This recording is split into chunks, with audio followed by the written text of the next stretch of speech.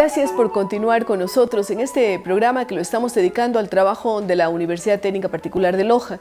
Y le damos la bienvenida al doctor Juan Pablo Suárez.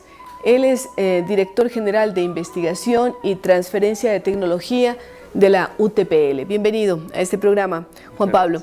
Su cargo de director general de investigación y también transferencia de tecnología implican una serie de demandas, una serie de retos y de responsabilidades. ¿Cómo cumplirlas desde una universidad? Y estamos hablando transferencia de tecnología a los estudiantes, a la comunidad, al país. Cuéntenos algunas particularidades de su trabajo. Sí, yo creo que es un gran reto, no solo para esta universidad, sino para las universidades en general. En nuestro país, buena parte, y en muchos países de Latinoamérica ha sucedido también lo mismo. Las universidades durante mucho tiempo han estado dedicadas principalmente a la docencia. Siempre se ha hecho alguna actividad de investigación, pero esto ha sido más bien secundario. Tangencial, claro. Sí, algún proyecto puntual, pero no, la investigación no ha sido un eje central del quehacer de la universidad. Entonces, para nosotros como Universidad Técnica Particular de Loja, hemos puesto un gran empeño en querer impulsar la investigación. Pero no solo ahorita, ustedes lo vienen haciendo desde hace algunos años, ¿verdad? Sí, el tener una cierta capacidad instalada, por decirlo de alguna manera, para desarrollar investigación requiere cumplir una serie de elementos. Digamos, no es algo que se puede solventar de un día para otro, ¿no? Quizás lo primero y más importante es formar equipos humanos. ¿Y ustedes estaban preparándolos ya? Sí, nosotros como universidad, a partir del año 2003, iniciamos un programa para la formación de nuestros profesores en doctorados, con varias universidades, principalmente de Europa. ¿Usted fue uno de los beneficiarios? Fui uno de los que participó en esos Claro, pero usted tiene un doctorado en la Universidad de Tübingen, en Alemania, ¿no? Exactamente, sí. Entonces, iniciamos, pues ya hace un poco más de 10 años, con la formación de los profesores en estos doctorados, con la idea de que los doctorados también, la formación doctoral de los profesores nos sirva para establecer redes de investigación con esas universidades y a la par también ir generando otras condiciones internas, por ejemplo, mejorando ciertas instalaciones, comprando el equipamiento básico que podamos comprar como universidad o a través de diferentes proyectos que se han gestionado. Es decir, son una serie de elementos que son necesarios para que la universidad pueda estar en capacidad de generar conocimiento para la sociedad. Ahora, estos equipamientos tienen que irse actualizando porque la tecnología va demandando, primero hay un nivel de obsolescencia bastante grande porque cada vez salen nuevos equipos. Tener una base es importante y luego mantener actualizado, pero también cómo ir formando a ese recurso humano, inclusive para que pueda sustituir piezas y partes en un momento determinado. Sí. Al no tener nada, cuando uno se inicia, realmente es muy difícil, duro, ¿no? Claro. Pasar de 0 a 1, quizás es la etapa mucho más difícil.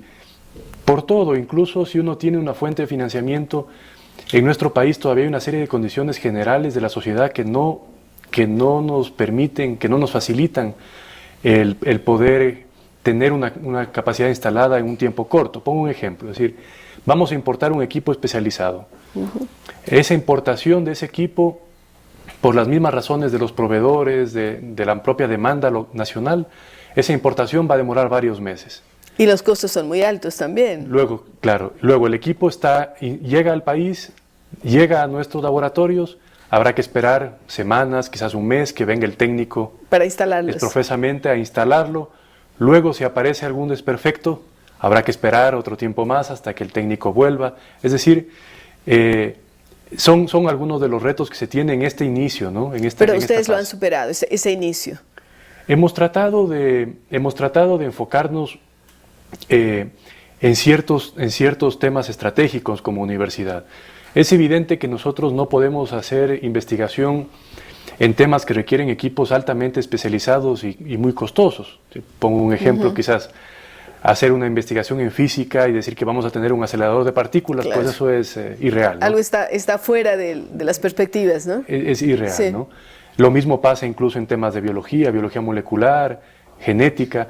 Pues hemos tratado de encontrar un determinado, por decirlo, un nicho en el cual nosotros logremos hacer una investigación que sea relevante, incluso a nivel internacional, pero que también sea factible para nosotros en este momento de la universidad. ¿Y cuál es ese nicho al que ustedes le están dedicando más esfuerzos? Sin duda es la biodiversidad. Hemos hablado con uno de sus colegas, con Omar, respecto de lo que vienen haciendo en algunos estudios con hongos, con aceites esenciales a través de palo santo y otros. Hablamos inclusive de algunos emprendimientos como la horchata, en fin, cosas que se van haciendo en la Universidad Técnica Particular de Loja. Pero ¿qué otras iniciativas usted cree que puedan ser exitosas en un corto tiempo en alianza con instituciones del Estado, con ONGs, con instituciones pares como otras universidades? Antes siempre se trataba de poner una diferencia, ¿no?, entre investigación básica e investigación aplicada, que si uno se pone a pensar realmente no es tan relevante hacer una diferenciación entre las dos cosas. Y no hay una línea tan exacta, ¿no es cierto?, para dividirla. Entonces nosotros, antes de que pensar en algo aplicado o en algo básico, lo que estamos tratando de pensar es en resolver algún problema de la sociedad, y para resolver ese problema de la sociedad hay que generar un conocimiento que luego se puede aplicar. De ahí puede resultar una patente, puede resultar un nuevo producto, o simplemente un mejor entendimiento de una problemática. Para abordar el tema de biodiversidad, uno de los primeros esfuerzos que hemos hecho es hacer muchos esfuerzos para caracterizar diferentes grupos de biodiversidad. Por ejemplo. Hemos hecho trabajos, por ejemplo, con hongos, con muchas plantas útiles.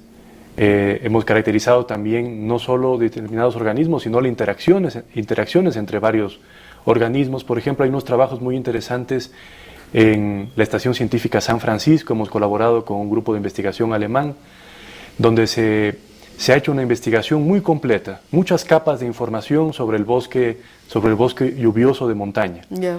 También hemos hecho unas investigaciones muy interesantes en un ecosistema que prácticamente no se ha tomado en cuenta, que es el bosque seco. Quizás estos días hemos escuchado mucho por el tema del florecimiento de los guayacanes. Sí. Pero normalmente no escuchamos tanto. No se le presta tanta atención porque se piensa que está seco y que no sirve, pero allí hay una gran utilidad. Es un ecosistema muy interesante, tiene una gran estacionalidad, es decir, hay una época del año donde efectivamente todos los árboles pierden sus hojas y parece que ahí no quedará nada vivo, pero no es cierto, tiene una dinámica muy interesante. Y luego en la época lluviosa, pues eso es un comenzar de nuevo de todos los organismos que están ahí en ese ecosistema. Entonces nos hemos enfocado a caracterizar muchos grupos de diversidad, nos hemos enfocado también a estrategias de conservación. Dentro de la universidad tenemos algunos bancos en los cuales guardamos, por ejemplo, semillas, o estamos guardando colecciones de hongos, colecciones de algunas plantas importantes como orquídeas. Es decir, son una serie de elementos de una estrategia que llegan también, obviamente, al tema de buscar utilidad a esa biodiversidad, que es el tema que se hace. Y evitar que desaparezcan ciertas especies que si no estuvieran en aquellos bancos probablemente podrían desaparecer. ¿Cuál es su interés particular como biólogo? ¿Qué es lo que está estudiando? Porque usted está en tareas administrativas y de docencia, pero ¿cuál es su área específica de trabajo ya dentro de la biología? Mi tema específico es las interacciones entre plantas y hongos. Concretamente un tipo de hongos que se conocen como micorrizas, que están en las raíces de las plantas. Es muy interesante porque normalmente uno dice, bueno, las plantas tienen raíces. No es cierto, las plantas tienen micorrizas, porque la absorción de nutrientes que hacen la planta y la relación con su medio está mediada por estos hongos. Estos hongos permiten que la planta pueda captar mayor cantidad de nutrientes y que pueda resistir de mejor manera, por ejemplo, a épocas de escasez de agua. Siempre se ha hablado de que los hongos son especies como no tan importantes y a las que hay que eliminarlas, porque inclusive cuando uno habla de ciertas plantas dice está plagada, tiene hongos, pero en este caso estamos hablando de unos hongos utilísimos para las plantas. Sí, es un tipo de simbiosis y hay un beneficio mutuo tanto para la planta como para el hongo. Concretamente hemos hecho mucho esfuerzo en estudiar los hongos micorrízicos de las orquídeas. Y porque las orquídeas son un caso muy interesante en Ecuador. Primero porque tenemos una abundancia enorme, sí. Alrededor de 4.000 especies distintas de orquídeas. Y por otro lado, las orquídeas son muy especiales porque producen unas semillas muy pequeñitas que se dispersan por el viento y estas semillas están desprovistas de fuentes de nutrientes. Entonces, para que esa semilla pueda germinar, necesita estar colonizada por un hongo. Es decir, la semilla necesita unos guardianes allí que van haciendo que la planta progrese, si no se queda en semilla y se muere. Exactamente, la semilla va volando en algún lado, llega a un sitio, y ese sitio, si encuentra el hongo apropiado, entonces puede germinar y desarrollarse la planta. Entonces, hemos hecho muchos esfuerzos por conocer cuál es la identidad de esos hongos que están asociados a estas orquídeas. Qué interesante lo que nos está diciendo precisamente el director general de Investigación y Transferencia de Tecnología, el doctor Juan Pablo Suárez. Hacemos una nueva pausa y regresamos para continuar hablando sobre transferencia de tecnología, cómo se realiza y hacia quién va esa transferencia.